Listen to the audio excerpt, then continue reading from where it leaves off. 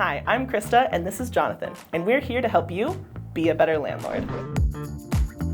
So Jonathan, real estate photography is critical, especially as more and more listings move online. It's the first chance most people have to interact with a vacant property.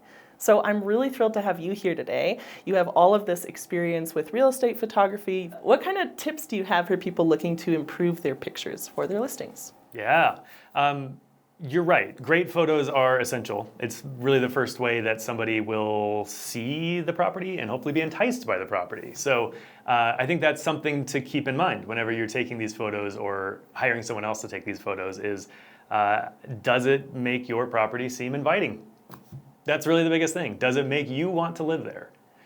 Because hopefully it does, and that's how you're going to get great tenants. So some of the basics, the biggest one is making sure your photos are well lit. Turn on all the lights. That means your lamps, your overheads, your vanity lamps, whatever, right? Just turn on all of the lights to make sure it's well lit. And the reason is if a photo's too dark, it's not going to be inviting. Nobody's going to want to go there. They're definitely not going to want to see it. They're absolutely not going to want to move in, which defeats the whole purpose. So turn on all of your lights. Turn off your ceiling fans. Ooh, okay. That's a weird one, right? Most people think, I want it to be comfortable for the photographer, especially lately as hot as it's been in a lot of the US. But in a photo, your fan will come out looking like a big scary blur. It's like a black hole on your ceiling. You don't want that. You want the fan to be turned off. Cool, if you get it in there, that's fantastic. They can see that they're not gonna be hot in your rental unit, but same goes with like toilets. Close the toilet lid. Nobody wants to be staring down into a toilet bowl when they're checking out their possibly future residence. Other things, not angling your camera. So it's called a Dutch angle, right? In horror movies, when you're kind of askew to look really scary and invite some suspense. You don't want any suspense in your real estate photos. Get the suspense out of there. It's not the place. Sure. You want to align all of your vertical and horizontal lines. So what I mean by that is like getting the corner of a room into the edge of your shot. It just makes everything feel very orderly in a way that is almost subconscious. Like when you look at a photo that is a little bit tilted, it may, invite some chaos. And once again, we don't want chaos. No chaos. Absolutely not. Do you think that there's one major mistake you've seen come up time and time again with these pictures outside of the great tips you've just given? Yeah, the biggest and sounds like the dumbest, but you'd be surprised, is get out of your own photos. This can be difficult if you're in a bathroom with, for instance, 2 walls of mirrors, so mirrors coming and meeting in a corner. If you're in there trying to photograph that and trying to show off those great mirrors, it's gonna be really hard to not get yourself in the mirror. You gotta try, because it is just not going to make it appealing. Especially, most people make dumb faces when they take photos. That's just a fact. You don't want your dumb face in there when you're trying to get renters interested in your unit. So sometimes that means you have to kind of take it kind of low, or if you're a little savvier with the editing, you could always just kind of brush yourself out of the reflection. But yeah, in general, I'd say that's kind of the biggest mistake. Yeah, and I know that at least on our site, if there are people in the pictures, they might not get uploaded to the third-party sites. So definitely good to be aware of. But what if somebody isn't willing to do all that work? They can't figure out the low angles. What would you suggest for them? Hire someone. I mean, there's no shortage of photographers, of real estate photographers especially. There are some larger companies that will make it super easy for you. So you can reach out to them. They'll charge you per listing or per property. Typically it's by square footage. They'll have kind of like a set price list. And they'll sort of take care of all of it, right? They'll have the photographer come out, take photos. They might even do videos as well, if you're interested, like walkthrough videos. And they will edit them all. They'll get them over to you. It'll be super high quality. It'll be perfect to just load right into TurboTenant, send it out, get some great renters. Beautiful. Okay, and when I'm looking to hire a real estate photographer, how will I know that I found a good one? Yeah, I'd say trust your gut. We live in an age of photos absolutely everywhere. Our phones are pretty good at taking photos now. There are a million different ways to edit photos, to view photos. Bad photos from good photos, especially when you're looking at real estate photos. If you see a photo that does not want to make you live there, or it seems uninviting, or it's too dark, or it's out of focus even, yeah, don't go with that person. Yeah. Shopping around looking for real estate photographers, they're going to have a portfolio. If they don't, that's also a red flag. Check out their website, check out their Instagram, ask them for some photos of previous properties they've shot. Okay, this all makes a ton of sense. Is it also fair to ask for testimonials or to like connect with past clients, or would that be outside the realm? I think you could. I mean, especially if you have a larger portfolio or if you know this is going to be longer term. It's not just kind of a one-off project of you need a photographer to come in and take photos of your apartment or whatever. Say you've got a lot of properties or you know you're going to be acquiring more in the future. This is going to be a bigger relationship. It's going to be more lucrative for the photographer as well. So there's more in it for them to work with you. So I think if that were the case, then yes, you could absolutely say, you know, could I speak with some of your past clients? And treat it as kind of a testimonial / interview, you know, really pick the past client's brain on how was this photographer to work with? Were they prompt? Did they get you the photos in a reasonable amount of time?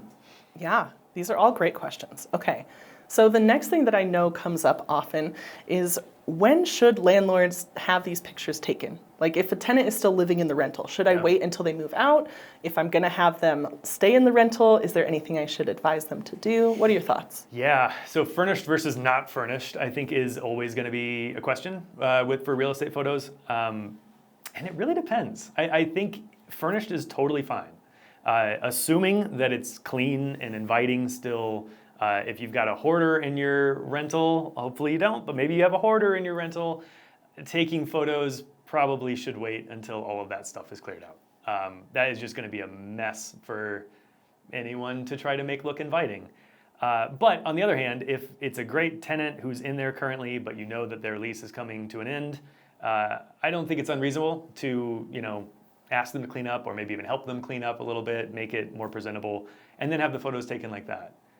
Because you know you want to minimize that vacancy as much as possible, and getting some great high quality photos is going to really help you get new tenants in there quickly. True. And nice thing is if you have high quality pictures and you don't make many changes, you can reuse them over time as needed. That's right. To that end, there are some really exciting developments in the photography world. Some, of course, are more classic, like twilight photography, all the way to high-tech drone photography. Tell me a little bit about that. Yeah. You know, a lot of people like to explore these different avenues, but does everybody need to do it? No.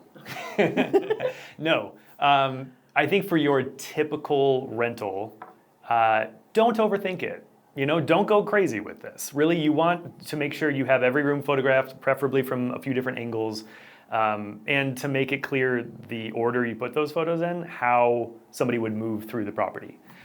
When it comes to the fancy stuff, I think you'll know if it makes sense for your property. And by that I mean, do you have a lot of amenities for whoever is going to be living there? Because you should show those off. Absolutely feature your amenities, whether it's a pool or mountain views or ocean front, whatever, right? Take photos of those and include them. But if you are charging a really high rent, or if there's just it's a really unique property, I think that that's where twilight photography and drone photography could be really cool to include. And in case anyone is unclear what we mean by twilight photography, it's really just taking photos during what's called golden hour, which is like right before sunset, or during sunset, I guess. Right when the sun is just starting to leave the sky, you've got that beautiful glow. It typically lasts an hour, hence the name, but it just kind of makes everything more inviting. It makes people look better, it makes buildings look better, it definitely makes houses look a little more inviting. And if you've got a really impressive house or rental, especially, you know, nice curb appeal, twilight photography could really make it pop. Okay. Get some exterior lights turned on, make sure things are well lit. Because even though you've got the golden hue with the golden hour, it doesn't mean that you can just take a photo of a dark house. The issue is, it takes a little more skill to do that. So, like, your iPhone may not know how to do that super well. It's something that needs to be edited after the fact. So, again, if you're hiring a professional or if you yourself are a little more experienced with photography, then yeah, go for it. Could be the way to go. Could be the way to go. Same with drones. Yeah. So is that something that you would recommend the average landlord dive into, or is that something better suited to hiring a professional? Drones are pretty simple, and they're pretty cheap now too. You can get a pretty good drone for like $600, and those will let you fly it up, take as many photos as you want. I mean, especially if you're flying over your own property, there's not really any issues there as long as you don't go really, really high. But again, you're gonna know if it will benefit your property. So let's say you have a rental with 2 acres of land. Well, that would be really cool to see from the sky. Or say there are mountain views to the west of you. Well, getting that angle from a drone flying high enough to see the property and the mountains behind it could be really impactful. And it could be the thing to entice some renters with bigger pockets to actually be interested and shell out the rental money. Love that.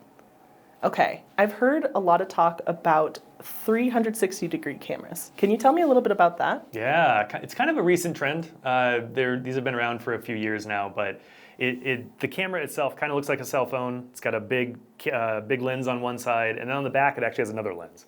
So these are built with some software on board that when you take a photo with them, it takes a photo on both sides and then it stitches it together. So some of these are really smart where you can have it on a big pole or a tripod and it's smart enough to even stitch out the tripod. Pretty cool. But the reason I bring this up is it can be really useful for landlords when they're doing walkthrough videos or they're just trying to capture the condition of their property, either before or after a tenant, to go through their property and just take these photos in every room. And the reason is because it's stitching that 360-degree view together. You can see the ceiling, you can see the carpet, you can see the corners of the room, the walls, you can see everything around. You need to be careful to also get out of there because while it's capturing everything else, it's going to capture you as well. So just as I said before, get out of your own photos. The point is the real estate, the point is the rental, the point is not to get you in there giving a thumbs up. No matter how good your outfit is. No matter how stunning you look that day, you want to make sure you're capturing the property and not necessarily your great hair. Cool. Okay. Are there any other tips or tricks you think people should know about real estate photography to improve their listing and otherwise streamline their business? So I mentioned how phones have come a long way. Phone cameras are super high quality. You can absolutely photograph your rental using just your phone. Should you? I think, again, trust your gut, right? You know if you're going to be able to capture everything that's enticing about your rental property just using your phone. And if you can't, maybe step up to a nicer camera. They now have mirrorless cameras with interchangeable lenses that would be great for this. If those words scared you, okay, go hire a professional. That's totally fine. The big thing is make sure you are going wide. Often we'll see photos that are so narrow that maybe it's just capturing the wall, not the room. You want to make sure you're going wide and capturing the entire room. That's a really good thing to remember. Capture the room, capture the space. That's what renters are going to be looking at when they're going through all of these different online listings. So you've delivered some excellent information today, Jonathan. Thank you so much. If you have any questions about real estate photography, please drop a comment down below. Don't forget to like and subscribe.